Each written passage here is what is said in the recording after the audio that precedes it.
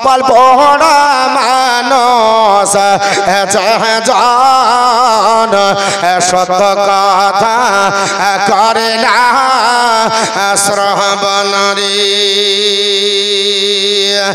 যত দিন তার হয় না মরণ নিজেকে জানে ভালো অগর আহমদ হলে মায়া বিনার কলে অগর আহমদ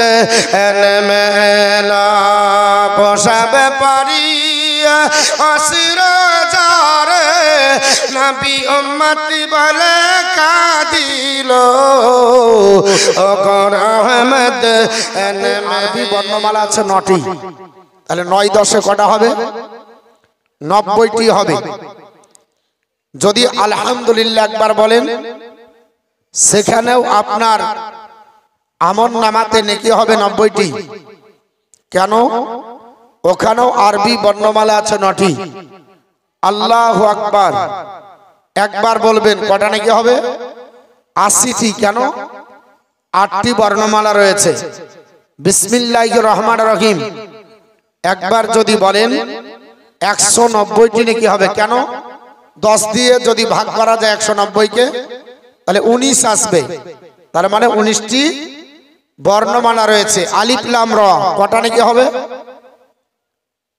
এতক্ষণ বলা আমি কি ফর্মুলা শিখালাম? a + b তার হোল স্কয়ারের ফর্মুলা মুখস্থ হলে ওই লেসনে চ্যাপ্টারে যে অঙ্কগুলো আছে সবটাই সমাধান করা সম্ভব। এর জন্য কিছু উদাহরণ থাকে, থাকে না? থাকে না? তা আলিফ লাম র কটা অক্ষর? এ জোরে বলেন কটা? 3টা। তাহলে কটা নাকি হবে?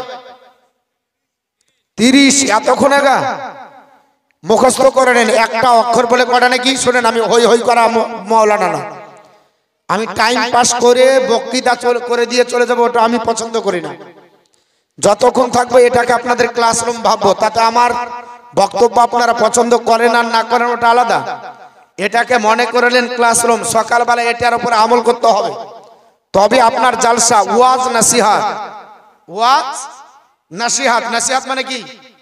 ওসিয়ত, উপদেশ, যেটা বলা হবে সেটা যেন বাস্তবে রূপায়ণ হয়, এর নাম হলো ওয়াজ নসিহত। আর এখন তা না, যার গলা ভালো সে জমিয়ে দিল আর যার তলা ভালো সে ফাটিয়ে দিল। বুঝতে পেরেছেন? বর্তমানে বক্তব্যের ধরন হলো যিনি ভালো বলতে পারেন, তলা ভালো আছে, তো তিনি ফাটিয়ে দিলেন। মানে কি? ঝাড়া বক্তব্য দেয়, একবারে স্টেজকে কাঁপিয়ে দিয়েছে, ফাটিয়ে দিয়েছে। আর যার গলা ভালো তিনি জমিয়ে দিয়েছেন।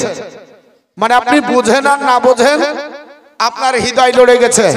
সকালবেলায় জিজ্ঞাসা করা হলো, হ্যাঁ রে ওয়াজ তো খুব ভালো হলো, বলে হ্যাঁ হয়েছে। তো কি বুঝলি? তো আর কি বলবো, ওই কি কি বললো ওটাই শুনলাম, আর 3খান গজাল শুনেছি, দারুণ জান ভরা। বাস, আপনার এই হলো আপনার আমার বক্তব্য শোনার ফল না, এটা হলো ক্লাসরুম। আপনাকে আমাকে আল্লাহ কেন পাঠিয়েছে এটা আমাকে জানতে হবে, আমল করতে হবে। কোরআন শরীফ যিনি পড়েন, এই কোরআন শরীফ পড়া আর যে শুনবে, পড়ার চাইতে শোনাতে বেশি নাকি? জোরে বলুন, পড়ার চাইতে শোনাই বেশি নাকি? বলে হুজুর তাহলে আর পড়বই না, শুনে নেব। ভালো করে শোনেন, পড়ার চাইতে শোনাই কেন নাকি বেশি? যিনি পড়তে জানেন তার অহংকার হতে পারে, তার গৌরব হতে পারে, তার অহংকারের জায়গা আছে। সে বলতে পারে আমার মতো বক্তা নাই, আমার মতো কারি নাই, আমার মতো মাওলানা নাই, আমার মতো মুফতি নাই, আমার মতো কেউ বলতে পারে না। এই অহংকারটা তার ভিতরে হতে পারে। আর যিনি জানেন না, আবেগের সঙ্গে, অনুশোচনার সঙ্গে, অনুশোচিত হয়ে যদি আল্লাহর কোরআন তেলাওয়াত শুনে, তাহলে বেশি নেকি পাবে। কেন? নবী বলছেন, আমার সাহাবী আবু মুসা আশআরী, আমি তোমার কণ্ঠে কোরআন শুনতে ভালোবাসি। বুখারী শরীফের হাদিস। জিজ্ঞাসা করলেন, ইয়া রাসূলুল্লাহ, আপনার কণ্ঠের চাইতে তো আমার কণ্ঠ ভালো নয়। নবীকে বলছেন আবু মুসা আশারী। আবু মুসা আশারী বলছেন, ইয়া রাসূলুল্লাহ, আল্লাহ আপনাকে যে কণ্ঠ দিয়েছে তার চাইতে আমার কণ্ঠ তো ভালো নয়। নবী বলছেন, আবু মুসা আশারী, আল্লাহ তোমাকে দাউদ পয়গম্বরের কণ্ঠ দিয়েছে। কার কণ্ঠ? দাউদ পয়গম্বরের কণ্ঠ। যে দাউদ পয়গম্বর জাবুর কিতাব তেলাওয়াত করতেন, দরিয়ার মাছ কিনারায় লেগে যেত। সেই কণ্ঠ নবীর একজন সাহাবীকে আমার আল্লাহ দান করেছিলেন, নাম হলো আবু মুসা আশারী। তো নবী বলছেন, আবু মুসা আশারী, তোমার কণ্ঠে আমি কোরআন শুনতে ভালোবাসি। কেন? কোরআন যিনি শুনবে, এই শোনার মধ্যে অন্য মনস্ক যদি না হয় তাহলে পড়ার চাইতে শোনাই বেশি নাকি। কেন? আফসোসের সঙ্গে শুনবে, আবেগের সঙ্গে শুনবে। আমিও যদি এই রকম পড়তে পারতাম, আমিও যদি এই রকম স্টেজে দাঁড়িয়ে আমিও যদি বক্তব্য দিতে পারতাম, আমিও যদি মুফতি হতাম, আমিও যদি মুহাদ্দিস মুহাক্কিক হতাম, এই অনুশোচনার কারণে তার নেকি বেশি হবে। আর যিনি পড়বেন তার অহংকার যদি হয়ে যায়, এই আশঙ্কা থাকার জন্য শুধু পড়ার নেকি হবে আর দ্বিতীয় বাড়তি নেকি হবে না। বুঝতে পেরেছেন? যেমন একজন ব্যক্তি যদি জেনে গুনাহ করে, তো জেনে গুনাহ করলে তার একটা গুনাহ, আর না জানে গুনাহ করলে দুটা গুনাহ। আপনি বলবেন এত উল্টা ফতোয়া। জেনে গুনাহ করলে কটা? একটা গুনাহ। আর না জানে করলে কটা? দুটা গুনাহ। আপনারা শুনে এসেছেন, যে জেনে গুনাহ করবে আল্লাহ ওকে মাফ করবে না, আর যে না জানে করবে, জানে না তাই আল্লাহ মাফ করে দিবে। বলে না? বলে না? আপনি জেনার গুনাহ কতটা জানেন না, জেনা করলেন, আর একজন জেনার গুনাহ জানে দিয়া যদি করে কতটা গুনাহ হবে? যে জেনা করলো, জেনে তার জেনার গুনাহ হবে, আর যে না জেনা জেনা করলো তার দুটা গুনাহ হবে। কেন? একটা হলো জেনার গুনাহ আর অপরটা হলো না জানার গুনাহ। কারণ ওর উপরে জানাটা ফরজ ছিল, ইলমে দ্বীন শিক্ষা করা ওর জন্য ফরজ ছিল, এর জন্য তার গুনাহ হলো দুটা। এখন বর্তমান যুগে আপনাকে আমাকে ডিসাইড করতে হবে যে আজ পৃথিবীর জমিনে আমি যে কোরআন শুনবো এটার উপর যেন আমল হয়, আমার যেন অনুশোচনা থাকে, আমার যেন আবেগ থাকে। আল্লাহর কোরআন তেলাওয়াত করেছি, নবী আমার বললেন, এ জগতের মানুষ আমার উম্মত উম্মাতানি, আল্লাহর কোরআন তোমরা পড়ো। কোরআন যে পড়বে আর যে শুনবে, পড়া আর শোনার মধ্যে নেকির পার্থক্য হলো, যিনি পড়বেন তার এক নেকি, যিনি শুনবেন তার বেশি নেকি। এইবারে আপনাকে আমাকে একগ্রতা লাগবে, একনিষ্ঠতা লাগবে, আপনার আপনার মনটা আমার দিকে লাগবে। লাগবে না? লাগবে না? তবে তো নেকি পাবেন। শুধু নেকি শুনে গেলে হবে না, আপনাকে বাস্তবে রূপায়ণ করতে হবে। যাই হোক, কোরআন তেলাওয়াত করেছি সূরা ফুরকান সূরা নাম্বার 25 পারা নাম্বার 19 আয়াত নাম্বার 64। মহান রব্বুল আলামিন বলেন, ওয়াল্লাযিনা ইয়াবিতুনা লিরাব্বিহিম সুজদান ওয়া কিয়ামা, আমার প্রেমিক প্রেমিকা বান্দা বান্দি তারা যারা রাত্রি কাটাবে কিয়াম আর সাজদায়। কিয়াম মানে হলো দাঁড়িয়ে দাঁড়িয়ে নফল নামাজ পড়া। আজকে মসজিদের উন্নতি কল্পে জালসা। কিসের উন্নতি কল্পে? মসজিদের উন্নতি কল্পে জালসা। মসজিদ কারা আবাদ করবে? আল্লাহ পাক বলেছে, ইন্নামা ইয়ামুরু মাসাজিদাল্লাহ মান আমানা বিল্লাহি ওয়াল ইয়াউমিল আখিরি ওয়া কামাস সালাতা ওয়া আতাজ যাকাতা ওয়া লাম ইয়াখশা ইল্লাল্লাহ। আমি আল্লাহ আমার ঘর তাদের দ্বারা আবাদ করে নেব যারা আমি আল্লাহকে বিশ্বাস করে, আখিরাতকে বিশ্বাস করে, নামাজ কায়েম করে, যাকাত প্রদান করে, আমি আল্লাহ ছাড়া কাউকে ভয় করে না, তাদের দ্বারাতে আমি আল্লাহর ঘর আমি আল্লাহ আবাদ করে নেব। জোরে বল সুবহানাল্লাহ। আর এখন বর্তমান যুগে মসজিদ আমাদের আবাদ কেমন হয়? আর যেহেতু আপনার বলে আছে মসজিদের জালসা, আমরা জানি জালসায় কালেকশন ভালো হলে, জালসা ভালো হলো, মুসল্লি বাড়ুক আর না বাড়ুক, ঠিক না বেঠিক বাবা? জালসার যদি কালেকশন বেড়ে যায়, দারুণ হয়েছে। কেমন? বলে দারুণ জালসা হয়েছে, কিন্তু মুসল্লি বাড়লো কিনা, নামাজি বাড়লো কিনা, আপনার আপনার পরিবর্তন হলো কিনা এটা আমাদের দেখার আপনার সময় থাকে না। মুসলমান, আমি আজকে মসজিদের যেহেতু জালসা, আমি ইবাদত প্রসঙ্গে কোরআন এবং মসজিদ সম্পর্কে আপনাদের কাছে আলোচনা করতে চাই। তাই আপনাদের কাছে বলছিলাম যে আল্লাহ রাব্বুল আলামিন পবিত্র কোরআনে বললেন যে যারা আমার প্রেমিক প্রেমিকা হবে এরা নফল নামাজ পড়ে কাটাবে। কিয়াম মানে নফল নামাজ। এখানে কিয়াম মানে দাঁড়িয়ে দাঁড়িয়ে যারা নফল নামাজের মাধ্যমে এবং সাজদার মাধ্যমে কাটাবে তারা হলো আল্লাহর প্রেমিক প্রেমিকা বান্দা বান্দি। যিনি ফরজ পড়েন না নফলের খবর দিতে পারবে? যিনি ফরজ পড়েন না, ওয়াজিব পড়েন না, সুন্নাত পড়েন না, তিনি খবর কি করে দিবে নফলের? নফল পড়বে সেই ব্যক্তি যিনি পাঁচ ওয়াক্ত নামাজি হবে। নফল পড়বে সেই ব্যক্তি যে ব্যক্তি নামাজের প্রতি আবেগ থাকবে এবং সেজদা করবে, সে হলো আল্লাহর প্রেমিক প্রেমিকা। এখন বহুত মানুষ বিভিন্ন ভাবে রাত্রি কাটায়, ক্যারাম বোর্ডে, তাসের ভাটিতে, জিয়ার ভাটিতে, জেনার ভাটিতে, চুরির আড্ডায়, রাস্তাঘাটে, পাবজিতে, ফ্রি ফায়ারে, বিভিন্ন প্রসঙ্গে রাত্রি কাটায়। ওরা কি আল্লাহর প্রেমিক প্রেমিকা হবে? অসম্ভব। কোরআন বলছে আমার প্রেমিক প্রেমিকা বান্দা বান্দি তারা হবে যারা রাত্রি কাটাবে কিয়াম আর সাজদায়। বলেন তো, যদি কোরআন যে কথা বলবে এটা সত্য না মিথ্যা? জোরে বলতে হবে। কোরআনে মিথ্যা আছে? জালিকাল কিতাবুল লা রাইবা ফি, there is no doubt in the holy Quran. ভুল তো দূরের কথা, সন্দেহের অবকাশ নেই যে আল্লাহ পাকের কোরআন। ইফ ইউ রিড দা কোরআন, তুমি যদি কোরআন পড়ো, ইউ উইল ফাইন্ড গুডনেস, তোমার নেকি হবে। বান্দা বান্দি তোমার হাতে সময় নাই, পড়তেও পারলে না, সময় তোমার জুটলো না, আল্লাহর কোরআন তোমার ধরা হলো না, ছোঁয়া যখন হলো না, কোরআন পড়তে পারলে না, মনের মধ্যে আবেগ থেকে গেল, টাচ দা কোরআন, কোরআনকে একবার স্পর্শ করো, ইউ উইল ফাইন্ড গুডনেস, তবুও তোমার নেকি হবে। আল্লাহর কোরআনকে ছুলেও নেকি হয়, ছোঁয়াও সম্ভব নাই। লুক এট দা কোরআন, কোরআনের দিকে তাকাও, ইউ উইল ফাইন্ড গুডনেস, তবুও তোমার নেকি হবে। কারণ Quran is a burning miracle. কোরআন আল্লাহর জ্বলন্ত মুজিজা, যাকে পড়লেও নাকি, যাকে ধরলেও নাকি, যাকে দেখলেও নাকি। এর জন্য আপনার আমার উচিত হবে বাচ্চাদের শিক্ষা দেওয়া। মসজিদ তৈরি করলেন, বক্তব্য তৈরি করেন, পাশে যেন ইমাম সাহেব বক্তব্যে আপনার আল্লাহর কোরআন পড়ায়। কারণ কোরআন আপনার ছেলে মেয়েকে কোরআন পড়ান। ইফ ইউ টিচ ইওর সন্তান দ্য কোরআন, আপনি আপনার ছেলে মেয়েকে আল্লাহর কোরআনের শিক্ষা দেন। বলে হুজুর কোরআন শিক্ষা দিলে কি হবে?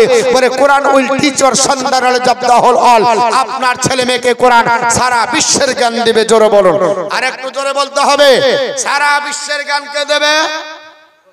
কোরআন দেবে। কোরআনের ভিতরে আমার আল্লাহ সারা বিশ্বের জ্ঞান সন্নিবেশিত করেছে। বলে মাওলানা মতিউর রহমান, সারা বিশ্বের জ্ঞান কোরআনে পাওয়া যায়। এটা ডকুমেন্টস কি? What is the definition of Quran? কোরআনের সংজ্ঞা যদি আপনি খুঁজেন, কোরআনের সংজ্ঞা যদি জিজ্ঞাসা করেন, আপনার ভারতবর্ষের মাটিতে তিনটি জায়গায় বাংলা ভাষাভাষী মানুষ বসবাস করে। একটা হলো আসাম, ত্রিপুরার পশ্চিমবঙ্গ। এই তিনটি জায়গার মানুষের কাছে সর্বপ্রথম কোরআনের বঙ্গানুবাদ যিনি দান করেছিলেন, ও লোকটি আমার মতো লেকচারার ছিলেন না, আপনাদের এলাকার মতো কোন বড় আপনার আলিম ওলামা ছিলেন না, মুসলমানের ঘরের কীর্তি সন্তান ছিলেন না, একজন হিন্দু ঘরের কীর্তি সন্তান, নাম হলো তার গিরিশচন্দ্র সেন। তিনি আপনার বলেছিলেন কোরআন যে religious book in which Allah has given the knowledge of the whole world. এই জগতের মানুষ শোনো, কোরআন এমন একটা ধর্মগ্রন্থ, সারা বিশ্বের জ্ঞান আমার আল্লাহ কোরআনেই দান করেছে। জোরে বলো সুবহানাল্লাহ। সারা বিশ্বের জ্ঞান যদি গিরিশচন্দ্র সেন কোরআনের ভিতরে আছে, এটা যদি বুঝতে পারে, আজ মুসলমান কেন বুঝতে পারে না? সারা বিশ্বের জ্ঞান অর্জনের জন্য মুসলমানকে যদি জিজ্ঞাসা করা হয়, সকাল বেলায় আনন্দবাজার পত্রিকা খুঁজে সারা বিশ্বের জ্ঞান অর্জনের জন্য গণশক্তির পাতা আলগা করে, সারা বিশ্বের জ্ঞান অর্জনের জন্য কলমের পাতা আলগা করে, সারা বিশ্বের জ্ঞান অর্জনের জন্য টেলিগ্রাফের পাতা আলগা করে, সারা বিশ্বের জ্ঞান কোরআনের ভিতরে ভরা। আর এই মুসলমান কপাল পোড়া সকাল বেলাতে গিয়ে আনন্দবাজার পত্রিকা দেখছে, বলে কোথাকার খবর? বলে গোটা বিশ্বের খবর কোরআনে। আপনার থাকা সত্ত্বেও আনন্দবাজার আপনার খুঁজে। মুসলমান আমরা ভদ্র সমাজ, don't mind about my lecture, আমার কথা রাগ করবেন না, যেটা বাস্তব হচ্ছে ওটাই বলছি। বর্তমান সমাজ আমরা যারা আপনার বুদ্ধিজীবী, আমরা যারা সুশিক্ষিত, আমরা যারা হায়ার এডুকেটেড, আমরা নিজেকে যারা ভদ্র মনে করি, আমরা যারা নিজেকে সোশ্যাল আপনার ওয়ার্কার মনে করি, আমরা যারা নিজেকে আপনার সোশ্যালের কাছে আমরা যারা গণ্যমান্য মনে করি, সকালবেলা আমাদের কটা হয়? জোরে বলতে হবে, কটা হয়? আমাদের 9টায় সকাল হয়। সন্ধ্যা কটায় লাগে? তো বলছে 12টার আগে লাগে না। গরিব যারা মানুষ হয় এদের সকাল হয় 4টায়, এদের সন্ধ্যা লাগে 7টায়। কারণ এশার নামাজের পরে এরা ঘুমিয়ে যায়। ফজর ধরতে হবে, কাজে যেতে হবে, মার্কেট যেতে হবে, সবজির বাজারে যেতে হবে। এর জন্য এদের ঘুম ভাঙে 4টায়। ভদ্র সমাজের ঘুম ভাঙে 9টায়। সকালবেলাতে ওঠার পরে পেপার এক হাতে নেয়, অপর হাতে কলগেট ব্রাশ। বউ সামনে আপনার দাঁড়িয়ে গেল, দেখো তুমি তো অফিসে যাবে, বাজছে এখন 9টা, কখন তোমার হবে যাওয়া? সম্ভব হলো না। আদালতে যেতে হবে, পঞ্চায়েতে যেতে হবে, ব্লকে যেতে হবে, হাসপাতাল যেতে হবে, বিভিন্ন কর্মসংস্থায় ব্যস্ত। আমাদের যাবার জন্য টাইম আপনার মেনটেন করতে হবে। ভদ্র সমাজ পেপারটাকে আপনার বলে হচ্ছে গুড়িয়ে বগলে দেবে নিল, যাবো বিন্দলে গিয়ে আপনার টেম্পুতে চাপবো, ছোট গাড়িতে চাপবো, বাসের সিটে বসবো, পেপার পড়বো, চলে যাব। দেখা গেল সিট পাওয়া গেল না, অফিসে পড়বে, টিফিনের সময় দেখা গেল টিফিনও কাজে লাগাতে পারলো না, সন্ধ্যা লেগে যাবে। বাড়ি ফিরে আসলো, সন্ধ্যা লেগে গেল, সূর্য পশ্চিম গগনে অস্তমিত হয়ে গেল। আপনার বলে হচ্ছে বাড়িতে ঢোকার পরে বউ বলছে সারা দিনের ক্লান্ত, দুটো মুখে অন্ন দাও। দুটো অন্ন তুলে দিলাম, শরীর ক্লান্ত ছিল, চিত হয়ে খাটের উপর শুয়ে বুকের উপর পেপার নিয়ে এক খতম দিয়ে ঘুমায়। সারাদিন পড়তে পারেনি, কাজা আদায় করতে হচ্ছে, এক খতম দিয়ে ঘুমা। ভদ্র সমাজ আপনার সকালের পেপারটা রাত্রে চোখ বুলিয়ে ঘুমায়। আপনার ভদ্র সমাজ এরা পেপার পড়তে জানে। আমার মতো হাফ পাড়া আপনার মৌলবি না, আপনাদের গ্রামের মতো হাফ পাড়া ইমাম না, আপনাদের এলাকার মতো আপনার মাধ্যমিক পাস করা আপনার বলা হয়েছে কোনো মুফতি না যে এরা পেপার পড়তে জানে। এরা আপনার কি করে পড়ে? তো বলছে হেডলাইনের খতম মার, 16 পৃষ্ঠার পেপার, 18 পৃষ্ঠার পেপার আমাকে যদি দেন 8 দিন লেগিয়ে দিব, কোনো ব্যাপার নাই। যে যাবার তো ছাড়বো না, আপনার কিছু ছাড়বো না, প্রত্যেকটা পড়বো। এর জন্য অনেক সময় লাগবে। ভদ্র সমাজ যারা এরা হেডলাইনের খতম মারে, হেডলাইন পড়লেই বোঝা যাবে ইম্পর্টেন্ট খবর কোনটা, আনইম্পর্টেন্ট কোনটা। এর জন্য খবর আপনার পড়ার আগে হেডলাইন তারা পড়ে। আল্লাহর নবী বললেন সাহাবারা রাত্রিবেলায় ঘুমানোর আগে তোমরা পবিত্র কোরআনের এক খতম দিয়ে ঘুমাও। সাহাবারা বললেন ইয়া রাসূলুল্লাহ, এক খতম দিয়ে যদি আমরা রাত্রে ঘুমাতে যাই, রাতের ঘুম হারাম হবে, দিনে কর্মজীবন ব্যস্ত হব, আমরা পড়তে পারবো না। নবী আমার বললেন সাহাবারা তাহলে দাঁড়া আমি ঘর থেকে আসি। নবী ঘরে গেলেন, ঘর থেকে বেরিয়ে আসলেন। হাদিসটি মুসলিম শরীফ এবং বুখারী শরীফে আছে। হযরত আবু হুরায়রা বর্ণনা করে, আবি হুরায়রা আন্নান নবী সাল্লাল্লাহু তাআলা আলাইহি ওয়াসাল্লাম খারাজা ইলাইনা রাসূলুল্লাহি সাল্লাল্লাহু তাআলা আলাইহি ওয়াসাল্লাম ফাকরা আকরাউ আলাইকুম সালাসাতুল কুরআনি ফাকরা কুল হুয়াল্লাহু আহাদ আল্লাহুস সামাদ হাত্তা খাতামাহা। আল্লাহর নবী বললেন হে আমার সাহাবারা শুনে রেখে দাও, আমি রাসূলুল্লাহ বলছি পবিত্র কোরআনের একটা ছোট সূরা নাম হলো তার ইখলাস। গোটা বাংলাতে কুল হুয়াল্লাহু আহাদ বলে একলা আল্লাহর বান্দা একবার যদি আপনার তেলাওয়াত করে পবিত্র কোরআনের 3 ভাগের 1 ভাগ পড়ার সব আমার আল্লাহ দান করবে। জোরে বলি আরেকটু জোরে। এই হতভাগা মুসলমান গোটা বিশ্বের পেপার খুঁজে বিশ্বের জ্ঞান অর্জনের জন্য হেডলাইন বুঝতে পারার, কোরআনের হেডলাইন বুঝতে পারে না, কোরআনের শিরোনাম বুঝতে পারে না। আপনার খুঁজে বেড়ায় আনন্দ বাজারে, কোথায় আছে দেখি, কোন জায়গায় খুঁজে খুঁজে কি খুঁজে না বাপ। এ হলো কপাল পোড়া আমরা মুসলমান। এর জন্য আমরা মুসলমান কপাল পোড়া। আর আজ বলছে হুজুর একটু দোয়া করেন, মুসলমানদের অবস্থা ভালো না। তো তোমার মতো গরু খাওয়া মুসলমানের অবস্থা তো ওরকমই হবে। তুমি শুধু গরুর খবর জানো, কোরআনের খবর জানো কি? ক কুইন্টাল গরুতে মাংস হবে ওটাই তোমার কাছে খবর আছে। কোরআনে কি আছে এটা আমরা জানি বাপ, জোরে বলতে হবে, ভালো জানি। একটা সূরা যদি বলে তা হাত ভাঙা করে বলতে গেলে 3 বার হাত নেই। বিয়ে পড়াতে গেলে যুবককে কলমা পড়াতে গেলে মৌলভী সাহেবেরই পেরেশানি আছে, আসে না আসে না? ওকে কলমা পড়াতে জানে, জীবনে পড়েনি, মৌলবীর পাল্লায় পড়ে এখন বলছে ওকে কলমা পড়ারে, মানে কেন না তো বিয়ে হবে না যে, এর জন্য মৌলবীর পাল্লায় পড়েছে। বিয়ে করার সময় কলমা আর কোনোদিন লাগে না। আর লাগে? শুনে রেখে দেন, কলমা যারা বলছেন লাগে না, আল্লাহ রাসূল বলেছে হে আমার উম্মত উম্মতারি, আপনার বলে আছে লা, আপনার পৃথিবীর জমিনে আপনার কলমা তোমরা পড়াও, আপনার কলমা পড়াও। কেন কলমা পড়াও? আপনার বলে আছে কলমা পড়াও, কলমা বেশি বেশি করে পড়াও। কলমা পড়তে পড়তে যদি মৃত্যু হয়, মান কানা আখিরু কালামিহি লা ইলাহা ইল্লাল্লাহ দাখালাল জান্নাহ, যার জীবনের শেষ বাক্য হবে লা ইলাহা ইল্লাল্লাহ মুহাম্মাদুর রাসূলুল্লাহ, ওই লোকটা হবে জান্নাতি মেহমান। জোরে বলুন।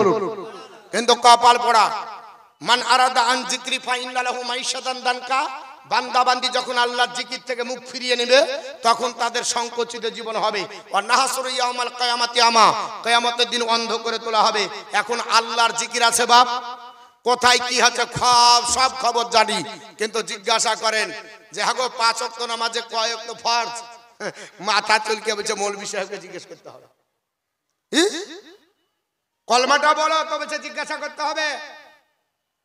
ওকে জিজ্ঞাসা করেন, বলে সূরা ফাতিহাটা বলো, বলছে এটা পড়েছিলাম গো ছোটকালে, কিন্তু আবার একটু দেখতে হবে। এ হলো কপাল পড়া। কপাল পড়া মানুষ জান সত কথা করে না শ্রবণ রে, যত দিন তার হয় না মরণ, নিজেকে জানে ভালো অগর আহমদ হলে মায়া বিনার কলে, অগর আহমদ পোষাবে পারি অসির যারে, নবী উম্মতি বলে কাঁদিল অগর আহমদ এলো।